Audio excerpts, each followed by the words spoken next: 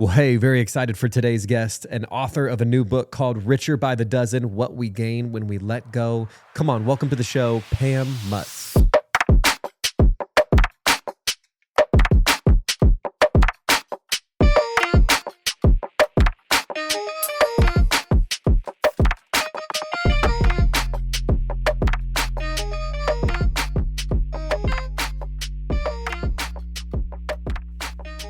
Well, awesome. Hey, today we are honored to have a guest with us, Pam Mutz. Thanks for being on the show. Hey, I'm so excited to be here with you, Alec. For sure. Yeah, this is awesome. You know, we were talking about this beforehand.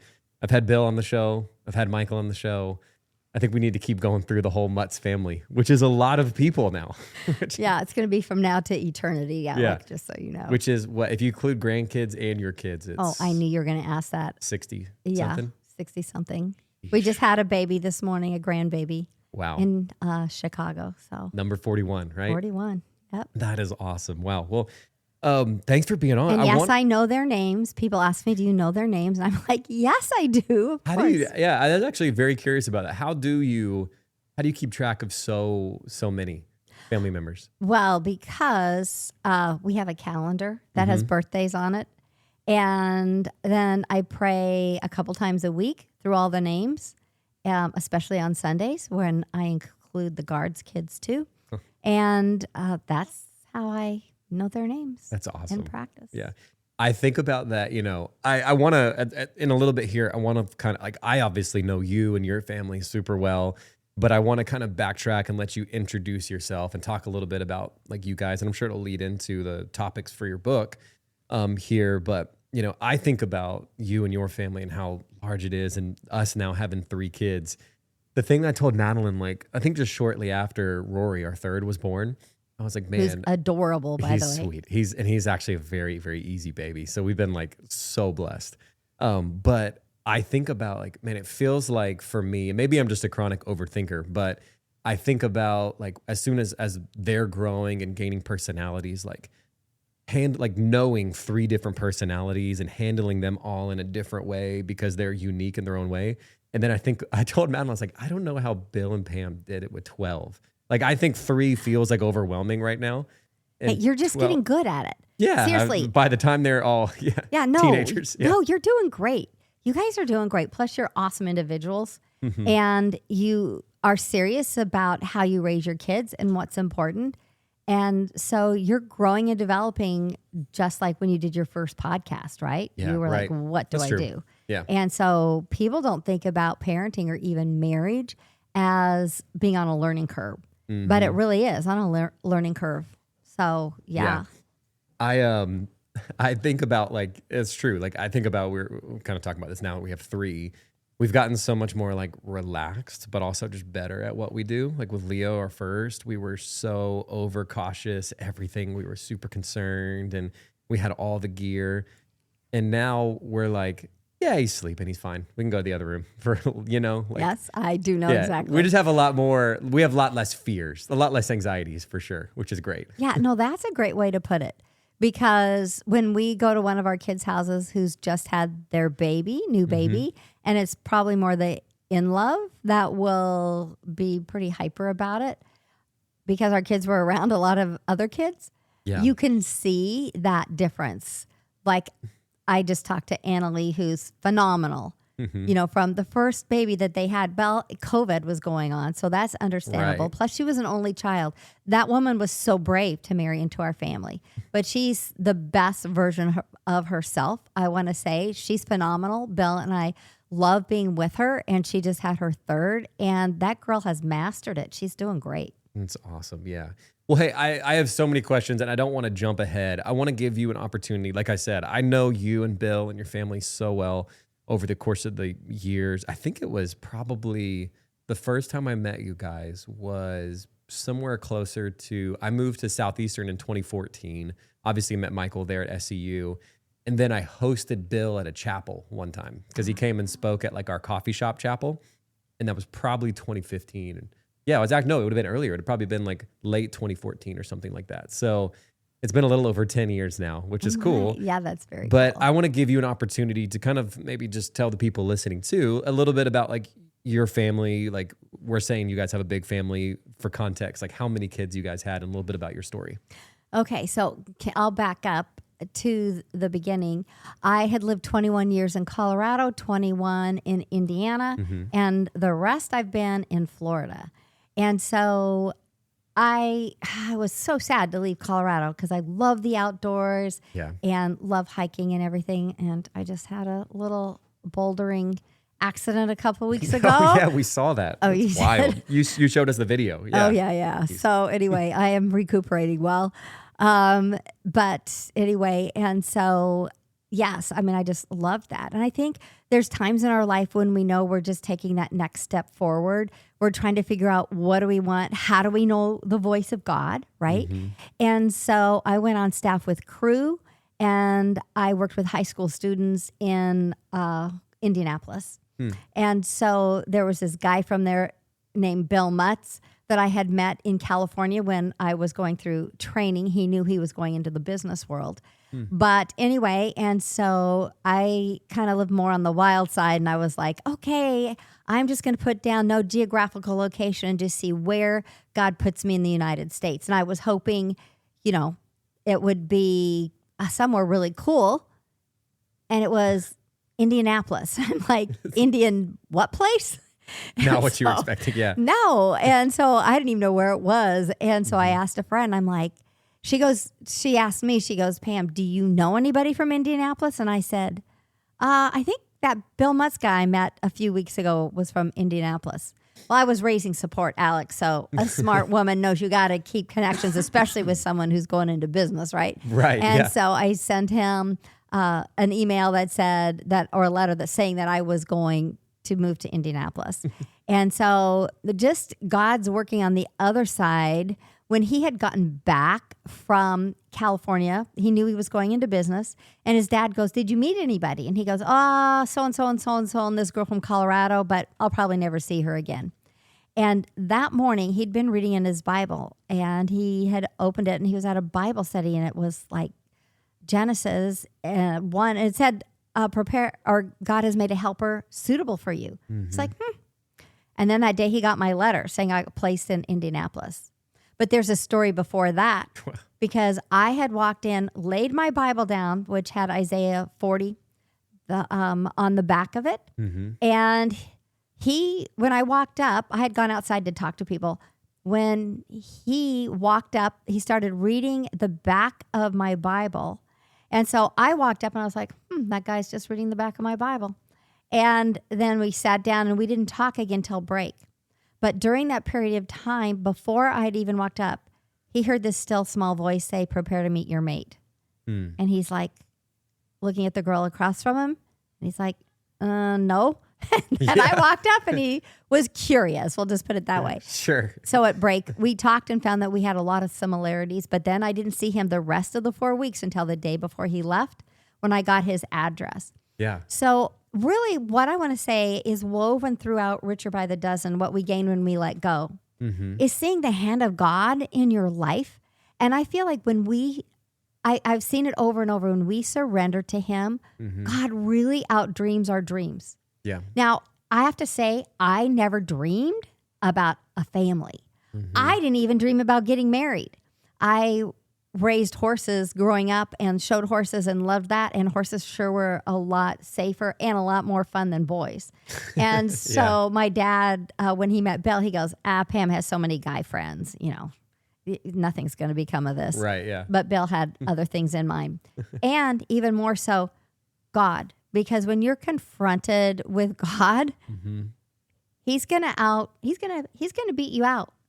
He's gonna beat you out if you've got a surrendered heart to him. Wow. And so I have seen that over the decades, just how God weaves that thread. And not just in my life, but in so many people's lives I meet. Alec, you can look at how you and Madeline moved for a period of time. Yeah, right. Yeah. And then came back. And I think you can see that thread in your own life. Yeah, I was thinking about that too when you were saying that. One, I've also never heard that story about you and Bill meeting. That's wild. It's cool to hear. Like, Madeline and I have talked about this a lot when, obviously we moved away for a little bit and we moved back to Lakeland. We just felt like this was where God wanted us, and it's been proven over and over again by a number of reasons. But Like the thing we think about is, there's that inclination to go, oh man, we should have just never moved in the first place. But we look at some of the opportunities and things we were able to do while we were there in Pennsylvania for those years. And, there were things that, maybe financially or other things like, it would have been more advantageous for us to just stay or whatever. But the way we got to bless certain people and the things we got to do there made a lasting impact. And I look at that and I'm like, then nothing was for, even how hard it was or how confusing it was, nothing was for, just random. I see God's hand woven through all of it. And I'd be curious for you, like, the thing that I think when I talk to people about this and this topic seems to come up of just like trusting God's plan a lot, like on this show when we're talking about people and their journey. I would be curious to you, what are some of the things that I guess stand out for you of being able to either hear God's voice correctly or just even like, being able to be open enough to something different than what you expected? That's a great question. Before I go into that, because I have this on my mind, I just finished a book by a guy named Ron Dunn, and it's called When Heaven is Silent. And I had heard a tape from this guy in the 90s. And I was looking on the internet just to see, I wanted to make sure I was using an illustration that I had gotten from him years ago. And I saw he had this book, so I ordered it, and I just finished it. And it has in it the ministry of darkness, the ministry of circumstances, the ministry of difficulties. And so when you think about even what you were going through when you guys moved to Pennsylvania, and you're like, what? Maybe it wasn't the money you were expecting to make, or the comfortability of being where you were, or maybe even the challenge of relatives, whatever. That is not wasted, because nothing's a waste in God's economy. And so what I appreciated about Ron Dunn's book is being confronted with the difficult things. And I know there's a gal named Abby Haberstadt that has written a book, Hard is Not Bad. And that is what develops us. So we know that we can take just a beautiful tapestry, and when we turn it around and we see all the threads, the bright ones, the dark ones, the maroon, the black, the gray, that's the contrast that makes life so beautiful. Because what interesting person have you met that hasn't gone through difficulties? 100%, yeah. That's like, I think by the time this episode comes out, it'll be 70 something, like in the 70s of episodes for this. And a recurring theme is for people who've done really unique things or cool things with their life is that they had a season where it didn't make sense. And it did feel very hard, which makes me worry for, I feel like there's a natural inclination we have as people. And even for like young people now, it's so easy to just run from the hard things, Yeah. I think it's easier and easier nowadays to just like bury your face in your phone or to get away, from any kind of challenge. But, and it's like when we move into that, our character is built. And so, Alec, what comes after night and the darkness? Day. And so we're not in that darkness forever. There's some things that we can do in the dark. And Alec, when you walk into a dark room, no lights on, at first, what do you see? Nothing. Yeah. And then as you sit there, stand there, what happens with your eyes?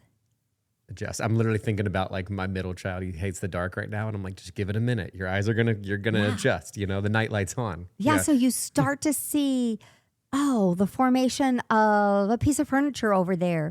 Oh, there's a lamp over there.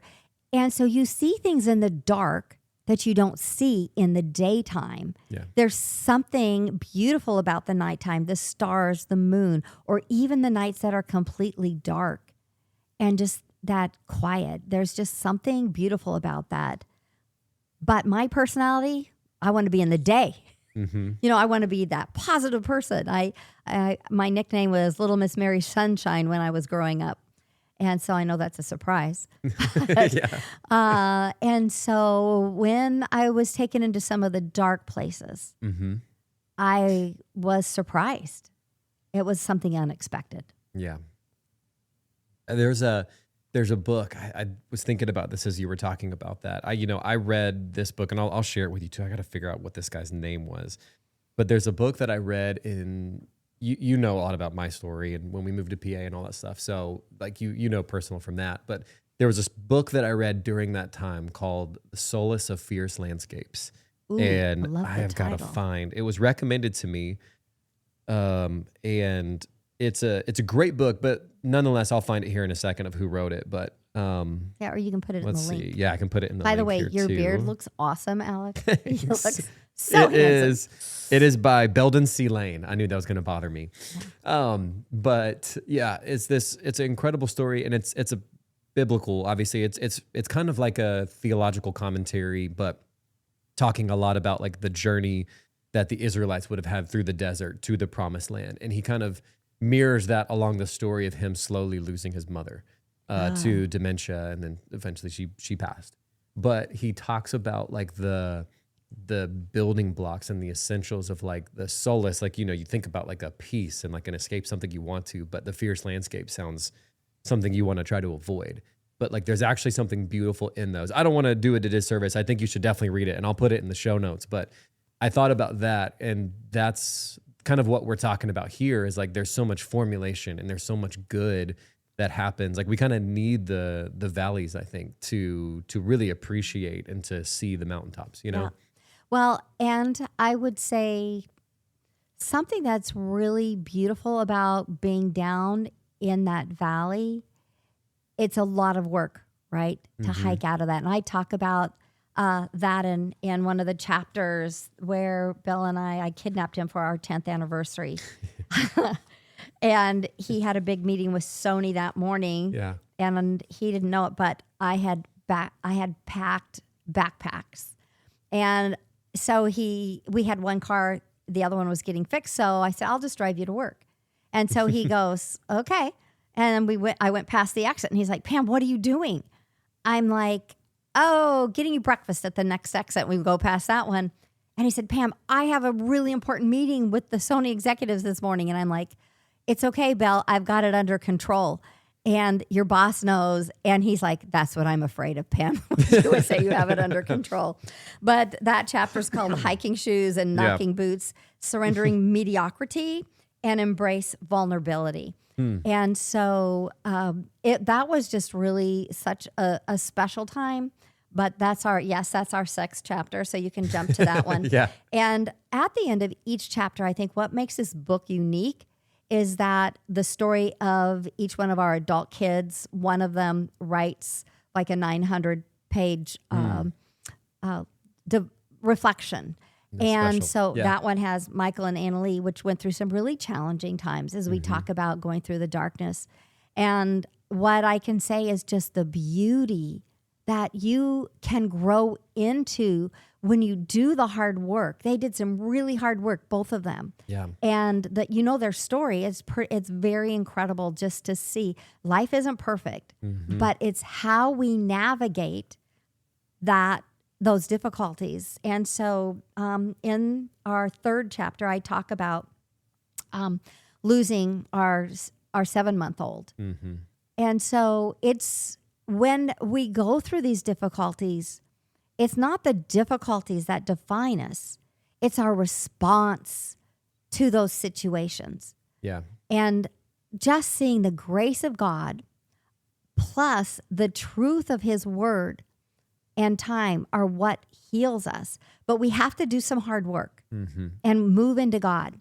And I would say what I have found so special is looking towards eternity and having a mind for eternity. And I know that the loss of Jonathan really, I'm sure, influenced the number of kids we had and looking forward to eternity. Yeah. And when I had this bouldering accident a few weeks ago, I heard 2 of my girls were having their own conversations and were mad at me that I was doing some of these things. And I'm like, oh my gosh, you guys, I love this so much. Yeah. And so, and I had done the jump successfully before.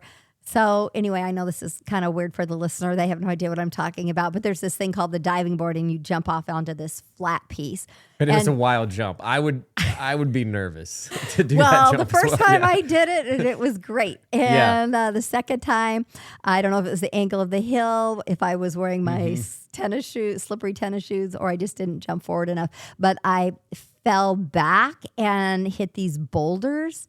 And I just had a friend say to me, Pam, those boulders cradled you from going down the mountain. And I was like, yes, lucky. Wow, that's a beautiful thing. So when my daughter calls and she's like, Mom, I'm not going to say you could have died, although you could have died because you're excited about going to heaven at some point. I'm going to say you could have been hurt really badly and that would have bummed you out more. And I'm like, oh yeah, not being able to move. And I think about different people that have gone through that difficulty of being quadriplegic or paraplegic or just, whatever. And so it has made me stand back and go, hey, how much time do we have to work for the kingdom, Alec? Because every day is important. And somebody told me that getting older is like going through a roll of toilet paper. The closer to the middle you get, the faster it goes. You can put that one in your mind. And it's so true, because don't you remember being in junior high and going, oh my gosh, this school day is so long. Yeah, right. When do I get out of here? Oh, I know. Yeah. Now it feels like the years just like fly by. It is crazy. Yeah. I'd be great. I know we're jumping into the book too. I want to hear, like, obviously, we've known you guys for a while. And we've talked about like the Jonathan story. Was that kind of the motivation or the catalyst for writing this book, or what was kind of the big motivator for you to become an author? Well, I felt in my heart that I had something I wanted to say, especially to the next generation, but not just the next generation, but in speaking to all of us about placing our trust in God. Sometimes when I read the Word of God, I'm like, oh my gosh, I've experienced that this book is true. Yeah. And sometimes I will shake at reading about a Bible character and I'm like, oh my gosh, please make the right decision to trust God. I know it's hard and you think you can do it your own way, but truly you gain when you let go and you move into trust. And so my motivation was to write to encourage us all to make that step to trust God. Yeah. One of my favorite chapters in the Bible is Hebrews 11. And it talks about Moses and Abraham, and it talks about Samson. It talks about all these Bible characters. And I'm like, if it was so easy, why aren't there more names in that chapter? Sure. It's not easy to walk in faith because we always want to see where we're going. And yet when you see the faithfulness of God, even when those times when we don't understand, like we were talking about, when you feel like heaven is silent, the richness, because I believe that God really outdreams your dreams. So when I was writing this book, I have to say I had a situation with a friend who moved into our house for just a week because they had lost their job at Southeastern and were really upset, along with quite a few handful of other people. And so one day I looked at his wife, who then she stepped away from her job, and she had been a ghostwriter. And I looked at her and I said, hey, you need a job and I need somebody who can write. And so when we were in the kitchen together, I'd tell stories. And so she started writing them down. And I think they ended up living with us for a month.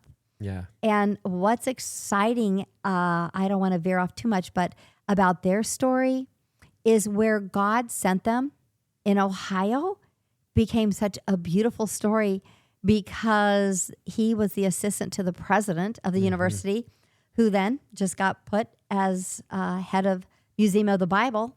And so our mutual friend, went along with him. Now, see, you can look at that and go, oh my gosh, because he looked at that situation that happened. I lost my job. What in the world is wrong? What's wrong with those people? Yeah. Don't they see, how amazing I am, because he is amazing. And that's what we can do. And the Bible says to be thankful in all things. Yeah. It's just that we don't have those glasses on that help us to see into the future. And yet, as we're growing, Alec, and as you're growing with your family, you will see the hand of God in so many ways, like you said, you already have. Yeah. And so just because I'm decades older than you, Yeah. I've had that privilege of watching God's faithfulness. And let me tell you, because I said when I met Bill, he goes, first of all, I didn't want to get married till I was later in life. I got married at 23. I didn't want to get married till at least 28. I wanted to be an overseas missionary. I ended up in Indianapolis. And then I had to go off staff because, surprise, I had gone on my doctor's appointment before we got married. And my OBGYN, his name was Billy Graham. And everybody believes Billy Graham. And he said, Pam, you're going to have a hard time getting pregnant. I would not use birth control. So a month after our wedding, I was like, oh my gosh, I'm so sick. What in the world is wrong with me? Just Surprise. So there, I was like shocked. I'm like, what? I was actually in a clinic. That was not a Christian clinic. When I found out, and she's like, what do you want to do about it? I'm like, well, keep the baby, of course. But this was not my plan, Alec. I had had other plans in my life. And this was not part of my plan. But as I began to, as my stomach began to grow, my emotions began to grow, and I started to get really excited about becoming a mom. Awesome. And that first baby changed my life. It's like God woke up a nurturing gene in me that I didn't even know existed. And so that's what that first chapter really is about, is about how God brought Bill into my life and that whole situation. And then at the end of that chapter, I love the contrast of the kids' stories, because that next chapter, or the end of that chapter, is about Carrie, our oldest, who wanted a big family. And she had endometriosis when she was growing up. She had really bad periods. And then when she got married, she couldn't get pregnant, as so many women, young women, are going through. And so finally through IVF, she did get pregnant. But then at 21 weeks, she lost the baby. She had to abort the baby. And just that whole story is pretty crazy. Bill actually sat next to a guy, an OBGYN who was from the hospital in Gainesville, a teaching hospital. And he's like, your daughter's going to die if they don't take that baby. And so as we got back up to Indianapolis, that's what they had to do. And of course, Carrie's heart was broken. Phil's heart was broken. And so God makes our families in all kinds of different ways. And that's one question Bill and I want to ask God when we get there. These people would have been such great parents. Why? And I think instead of asking that why, we turn that question and say, what now? God, so what now? What now do you want me to do? What now? How now do you want me to respond? And you guys, that seems to be, from people that I've talked to, and even for myself, I'm not like out of that yet. That seems to be the hardest part of the whole, we talk about like God's plan for your life is in fact like the waiting, Yes. And that's what I've had a couple conversations here, and then just people that I've talked to or meet with, regularly and all that. And the hardest part tends to be the, okay, but now what? I've thought about this before, and this is something that, you guys journeyed with me, and, I lost my job in 2021, and you guys journeyed with me. I will never forget this. I don't think I've ever said this publicly, definitely not on this podcast, but Bill Mutz, your Bill was the first person to meet with me maybe a week after or something like that. And that was the hardest conversation, but the most needed conversation I think I ever had, because he didn't give it to me easy. You know what I mean? But he told it to me straight and lovingly. And it was like, I remember leaving that and being like, I think that was a reason why I would attribute to, I think I handled a lot of that whole season, hopefully pretty well, and I think that conversation led that. But there was also this story, from, I haven't been reading a lot, to be honest, because I have 3 small children, but I'm trying to get back into it. But at the time I was reading a lot, and there's this book that I've read. If you know who N.T. Wright is? Yes, of course. N.T. Wright's an incredible theologian. He's like the leader in like Pauline, like knowing who Paul was and his whole story. And he wrote about this, and this has stuck with me for so long. It's like, we read the Bible in like kind of at face value, I guess. Like we'll read like Paul did this and then that, and it seems like he's just jumping from city to city in one day, Like we read chapter to chapter and it's all just happening so fast. But he would say, like, the historians and N.T. Wright would say, like, after Paul had his pretty wild conversion there and like met Jesus, it was like 10 plus years before he did his first like mission thing. Yes. It wasn't like the next day he's doing the calling. He's out there. He's living God's plan.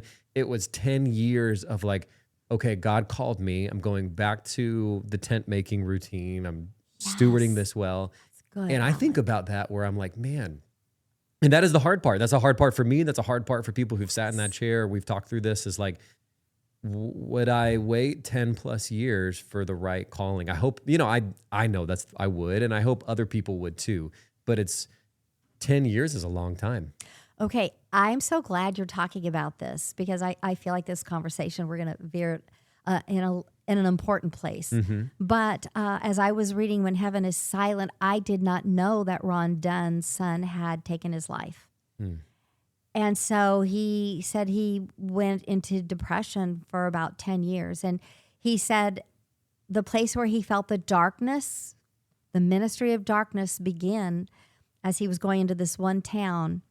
10 years later, he and his wife decided to celebrate their anniversary, and they drove to that same city. And he said, all of a sudden, he could tell that God was lifting that darkness. Mm.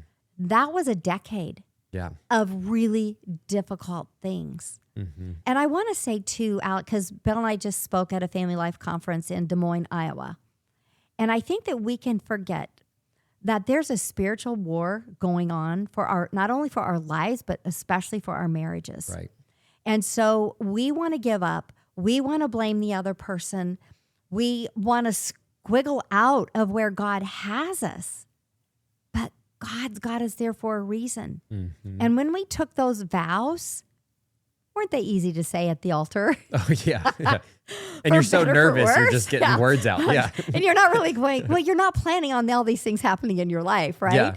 So for me, one reason why I was afraid to get married is like, what if I'm marrying the wrong person? Mm-hmm. I'd pictured like this tall backpacker who loved to climb mountains in Colorado. But I am so grateful for the godly man that God gave me. I mean, I can't say there would probably be any backpackers that would want to take on 12 kids, and neither did I know that because I had no idea that this was the plan that God had for us. And so I love what you're saying because it's a process of us becoming. Yeah. And that was really important to say. Yeah, it's beautiful. I want to with the time we have left here too, like anything, I guess, regarding too of the book, like obviously a lot of this is the journey that you guys had and Jonathan's story and in your marriage too. Yeah. What was that, I guess at what point, this is actually just interesting for me. At what point were you guys just like, okay, we're just going to keep having kids? Did you ever think about like, okay, we're going to stop at 3, we're going to stop at 4? Or at what point were you just like, okay, we're just going to keep going until whenever? Okay, so I'm going to answer that question. Yeah. As I also mentioned, chapter 8, this is probably one of my most favorite chapters. Yeah. And when you hear the title of it, it's called Rule Breaker's Guide. So anybody who knows me is, I don't like to follow rules. When I walk into an art museum and it says, don't touch, I want to touch. But anyway, and so it's surrender resistance and tune into the Spirit. Mm-hmm. And it's like, as we tune into the Holy Spirit, because you were saying, how do you know when God is speaking to you? And when you're in that darkness, how do you know you hear God's voice? But in that darkness, do the next right thing. Take a step forward and keep spending time with God. Keep meeting with people. Don't isolate yourself. Keep moving forward because just as we said, after darkness comes day. And so as we began praying about our family, the Lord had laid it on my heart for us to trust him because, really, it started when I was single and I had the opportunity to go to Israel. I was 19. And little Miss Competitive me, I was the first one on the bus. Yeah. Big deal, I know. But just reminds me of Andrew Gard when he says he's in the airport and he's racing somebody Everybody and they don't else, even yeah. know. They don't even know. And I was doing that this week and Bill's like, oh my goodness. But anyway, kudos to you, Andrew. But anyway, so I was on the bus and this man said, hey, Pam, did you know that Jesus loves you? And I'm like, yes, I do. And he said, did you know that God's got a plan for your life? But he wants you to receive his gift of salvation. And I said, yes. I knew that Jesus had died on the cross for my sins. I'd accepted that gift of salvation. And I knew that he was my savior. And that it was by grace that I was saved, not because I'm competitive, not because I'm good, because I'm not. And so he's like, okay. And then did you know that God's got a plan after that? And I'm like, what? And he said, there's over 350 Bible prophecies concerning Christ's death, burial, and resurrection. And he fulfilled those 100%. And the mathematical equation for just 50 of those being fulfilled is a crazy number, like 1 in 1 quadrillion. It's crazy. Yeah. And that clicked with me. And I thought, wow, if God knew that much about Jesus and his life calling, that he could speak into the future before it had even happened, Right. then certainly he knows what's best for my life. So that's really, Alec, when I committed my life to Christ and when I got back, even though I'd always had a warm heart towards God, but I intentionally Just made clicked. that decision and prayed and said, Lord, I want you to be Lord of my life. That's good. I always remember thinking about that too. Like our pastor, Pastor Andrew, he shared with me something back when I was in college, because I was just the typical college kid of like overthinking, like, what does God have planned for me? Like, what am I supposed to do? Like missionary, the big things or whatever. And I couldn't. And you are doing big things, by the way, Alec. Thank you. Yeah. But this is not a great illustration for an audio only podcast, but he drew out this thing basically. And the whole idea of it was like, hey, we get so fixated on like, am I in the perfect will? Or am I doing the exact right thing? It's like, the question is like, is this good? Ultimately, like, is this ultimately good? Like, I'm not going to, there will be few times in my life where I feel like this is perfect will of God. Like I hear the voice of God audibly or something like that. But just taking those forward steps and like, this is good. This feels right. And this is what I feel like God is trusting me to do. And so I'm going to take a step forward. Yeah. So, Bill heard that still small voice say, prepare to meet your mate. And he had really only been committed to Christ maybe a year plus and had been discipled his senior year at IU, which, as you know, they won the national champions. Yeah. Go IU. But it had been a long time coming. Yeah. But anyway, and so I just said that for you, Bill. Anyway, so so the other time over all these decades that he heard the Lord speak to him is when we were praying about whether he should run for his third term as mayor. So Alec, take yourself to 30 years ago when we moved to Lakeland. Yeah. And I was like, what? Our kids are happy in their school in Indianapolis. We love our church. We have such great friends. We were raising kids together and all that. And we just remodeled our house. And God, you're going to move us to Indianapolis? Really? Who wants to live in Central Florida? Ugh. And so, it was kind of like how he responded to Indianapolis. But Indianapolis was a great place to raise kids. And Lakeland has been amazing. But just think if somebody would have said to me, Pam, 30 years from now, your husband's going to be mayor of the city. And you're like, what? Yeah. Sure, of course. That's a joke. Anyway, because when some men asked him, or some people asked him to run, he said, well, I'm not political. And they said, oh, that's great. And that's perfect. Yeah. That's what we're but looking anyway, for. And so he was walking back from an event. And as he was starting to walk up the hill to his office, his mayoral office, he heard this voice said, it's enough. And he looked up and he's like, what? And it was that still small voice said, it's enough. And so he said, okay. He would have run for a third term. Yeah. This has been the most fulfilling thing he's ever done in his life. That's cool. And he said, oh my gosh. Okay. So he went and told the people the next day and they were trying to talk him out of it. But we've had our kids say, hey, we need time with you and the grandkids need time with you. And the schedule was, really crazy. For Bill, being a mayor was not a part-time job. It was full-time plus. So as far as to the listener who's asking, how do you know God's voice? Does it follow the word of God? First of all, when you talk about maybe a situation with others, what's the wise counsel that you have? And then do you have peace through all that? So those are just some of the ways that you can walk into that season when you're trusting God and keep getting up and doing the next right thing. Awesome.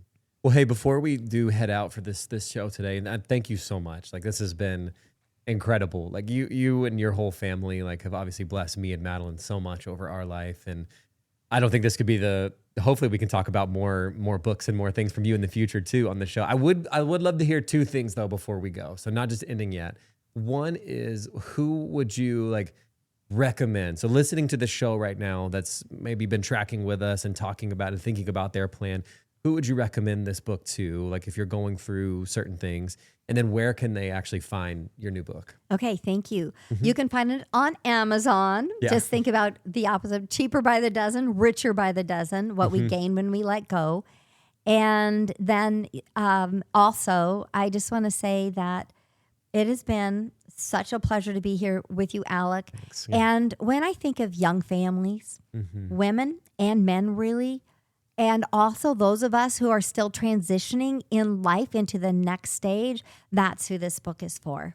And it has so much richness in it. And our fire chief, he started it one night, and then he said he went into his office the next day. He was still accessible, but he said, I finished the whole thing. That's awesome. So I want to say that men have been reading it as well as women, and that has been so encouraging.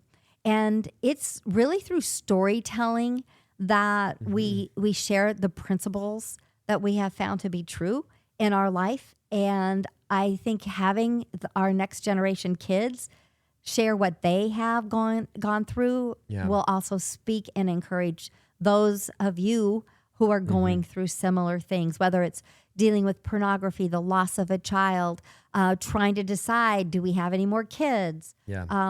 Are you surprised by a diagnosis by one of your children you have? So it covers a whole gamut of things. It's awesome. Incredible. Thank you. Well, we'll put it in the show notes too, that you can find Richer by the Dozen on Amazon. And Pam, thank you so much for being on the show. Hey, thanks, Alec. Cool.